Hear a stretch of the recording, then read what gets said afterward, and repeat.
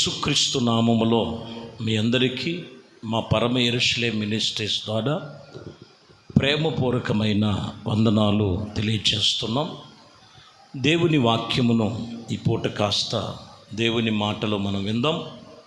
ఈ ఉదయము ప్రభు సన్నిధిలో కీర్తనకారులు రాసినటువంటి కీర్తనలు 17వ కీర్తన 15వ వచనం, 17వ అధ్యాయము 15వ వచనం.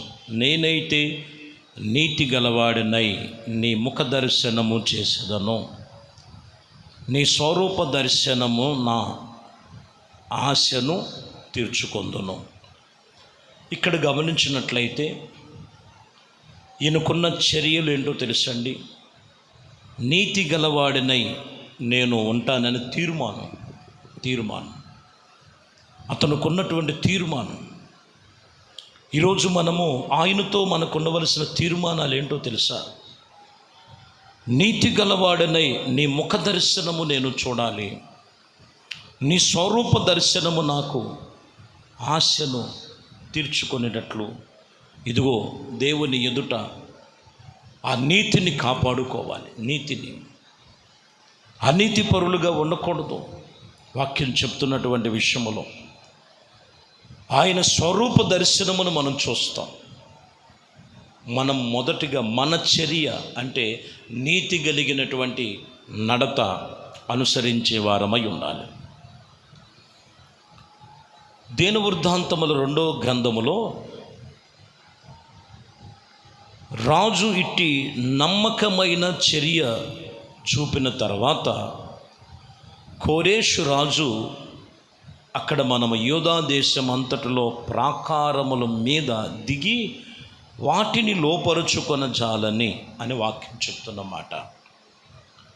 కోరేసు రాజు ఇదిగో నమ్మకమైన చర్య చూపిన వాడై దేవుని దర్శనం, దేవుని యొక్క ఆశీర్వాదం, దేవుని యొక్క నమ్మకత్వంలో ఉన్నది. ఇక్కడ నమ్మకముగా తన చర్యలంతా కూడా తన చర్యలు, దినచర్యలు, ప్రార్థన చేసే అలవాట్లు, దేవుని సన్నిధానంలోకి వచ్చే అలవాటు, వాక్యము చదివే అలవాటు, వాక్యముని వినే అలవాటు, వాక్యానుసారంగా నడుచుకునే అలవాటు, వాక్యానుసారంగా తన మనసును మార్చుకునే అలవాటు, ఇది నువ్వు చర్యగా చేసుకొని వాటి ప్రకారంగా ఆ చర్యగా మలుచుకుంటే నమ్మకమైనటువంటి పరిస్థితులు నీలో ఉన్నట్లయితే ఇదిగో వాక్యం చెప్తున్న మాట, అప్పుడు నీవు ప్రతి విషయంలో దేవుడు ద్వారా కలుగు చేసేవి స్వతంత్రించుకోగలుగుతావు. 32వ అధ్యాయములోనే 4వ వచనం ఉంటుంది. ద్వితీయోపదేశకాండం చదువుతున్నాం. 32:4. ఆయన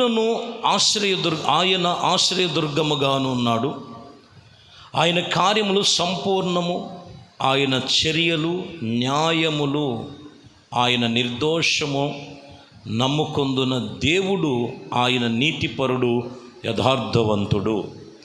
ఈ వాక్యములో ఆయన కార్యములు సంపూర్ణము, ఆయన చర్యలన్నీ కూడా న్యాయబద్ధమైనవి. న్యాయబద్ధముగా మనం నడుచుకోవాలి. ఇది చెప్పి విని విడిచిపెట్టే వాళ్ళం కాదు, అది మనం అనుసరించాలి. కొందరు చెప్తానికి బాగానే చెప్తారు, ఇదిగో వాక్యాన్ని చూపిస్తుంటారు ఇట్లా ఉందని, కానీ వాళ్ళ విషయంలోకి వచ్చేళ్ళకి న్యాయబద్ధముగా నడుచుకోరు, న్యాయబద్ధముగా మాట్లాడరు. వీళ్ళకు ఒక న్యాయం, ఇంకొకరికి ఇంకొక న్యాయం, తల్లికి ఒక న్యాయం, అత్తకు ఒక న్యాయం, తండ్రికి ఒక న్యాయం, మామగారికి ఒక న్యాయం. ఇలాగ మనం గమనించాలి. ఇక్కడ చెప్తున్నటువంటి విషయంలో ఇదిగో దేవుని యొక్క ఆశ్రయ దుర్గముగా మనం ఆయన నియమించుకున్నటువంటి ప్రతి విషయంలో నిర్దోషముగా దేవుని సన్నిధిలో మనము ఇదిగో సంపూర్ణముగా ఆయన చర్యలు న్యాయబద్ధముగా నిర్దోషముగా ఇదిగో నమ్మకమైనటువంటి దేవుని సన్నిధిలో నమ్మదగినటువంటి దేవుడితో మనము న్యాయబద్ధముగా నువ్వు నడుచుకున్నట్లయితే నీ పక్షముగా దేవుడు ప్రతిఫలము, ప్రతి కార్యాలు మన జీవితంలో జరిగిస్తారు. వాక్యం ఇక్కడ చెప్తున్న మాట. 6వ అధ్యాయం 8వ వచనంలో మీకా గ్రంథం ఉంటుంది. మనుష్యుడు ఏది ఉత్తమమైనదో అది నీకు తెలియచేయబడి ఉన్నది. న్యాయముగా నడుచుకున్నటయు, కనికరమును ప్రేమించుటయు, దీన మనస్సు కలిగి దేవుని ఎదుట ప్రవర్తించుటయే ఇదెంత కదా, ఇదే కదా యెహోవా నిన్ను అడుగుచున్నాడు. ఏమడుగుచున్నాడు ఇక్కడ? ఇదే కదా నిన్ను అడిగేది. న్యాయముగా నడుచుకునటం, కనికరమును ప్రేమ చూపించి, దీన మనసు కలిగి దేవుని ఎదుట ప్రవర్తించుటకు ఇదిగో ఇదే కదా దేవుడు నిన్ను అడిగేది, యెహోవా నిన్ను అడిగేది. న్యాయముగా నడుచుకో, యథార్థముగా నడుచుకో, ఆత్మీయంగా నువ్వు చాలా జాగ్రత్తగా నడుచుకోవాలని లేఖనాలు హెచ్చరిక చేస్తున్నాయి. ప్రియమైన దేవుని బిడ్డలారా, వాక్యము సెలవిస్తున్నటువంటి మాటలవే. ఇదిగో ఈ విషయములో మనం గమనించాలి. న్యాయబద్ధముగా ప్రేమ కలిగి, కనికరము కలిగి, దేవుని దృష్టికి ఈ చర్యగా, ఈ దిశగా దేవుడి సన్నిధిలో మనం నడుచుకోవాలి. ఇదే కదా ప్రభు కోరుకునేది, నీ నుంచి కోరుకునేది. దేవుడికి న్యాయబద్ధమైన చర్యగా ఉండాలి. నువ్వు న్యాయబద్ధముగా.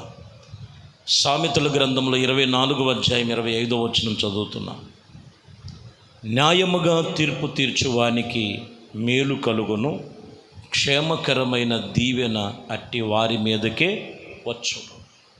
న్యాయకరమైనటువంటి తీర్పు, న్యాయకరమైనటువంటి నడవడి, న్యాయకరమైనటువంటి ఆలోచన ఎవరిలో ఉంటుందో అట్టి వారి మీదకి దీవెనలు వస్తాయి. కొంతమందికి దీవెనలు ఎందుకు రావంటే న్యాయబద్ధముగా ఉండండి. వాక్యం తెలుసు, వాక్యం ఎన్నో వింటారు, ప్రార్థన చేస్తారు, కానీ ఆ దిశ మార్చుకోరు, ఆ చర్య మార్చుకోరు. ఖచ్చితంగా చివరి మాటల్లో చెబుతున్న మాట, నీవు న్యాయబద్ధముగా నడుచుకుంటే దేవుని వాక్యం చెప్తున్న మాట, క్షేమకరమైన దీవెనలు అట్టి వారి మీదే ఉన్నవి. కాబట్టి నీవు క్షేమముగా, నీ కుటుంబము క్షేమముగా, నీ కలిగినది ప్రతి ఒక్కటి కూడా క్షేమకరమైనటువంటి రూపముగా ఉండాలంటే దేవుని వాక్యం చెప్తున్న మాట, న్యాయబద్ధముగా నీవు నడుచుకో. ఆ దిశగా నీవు దేవుని సన్నిధిలో నీ చర్యలన్నిటిలో నువ్వు అలా మార్చుకో. దేవుడు ప్రతి విషయములో నీకును నీ కుటుంబానికి క్షేమకరమైన దీవెనలు కలుగు చేయునుగాక. ప్రార్థన. పరిశుద్ధుడా, ప్రేమ కలిగిన తండ్రి, దయగలిగిన మా ప్రభువా, మీ ఘనమైన శ్రేష్టమైన నామానికి స్తోత్రములు స్తుతులు చెల్లిస్తున్నాం. మీ కృపా దయా సంకల్పమును బట్టి ఇదిగోనైనా మరి ఇచ్చిన ఈ సమయమును బట్టి ఈ వాక్యము వింటున్న మీ ప్రతి ఒక్క బిడ్డలను మీరు దీవించినైనా న్యాయబద్ధముగా మీరు నడుచుకోవాలని, నీ చర్యలన్నీ కూడా న్యాయముగా ఉండాలి, యథార్థముగా ఉండాలి.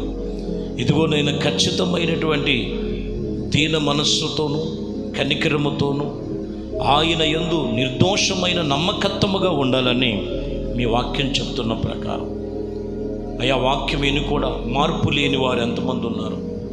వాళ్ళ దిశ మార్చండి.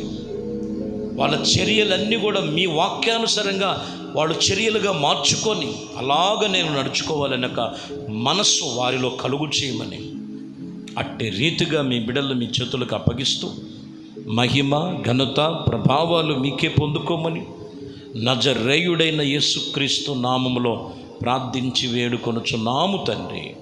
ఆమేన్. ప్రభు మిమ్మల్ని దీవించి ఆశీర్వదించునుగాక.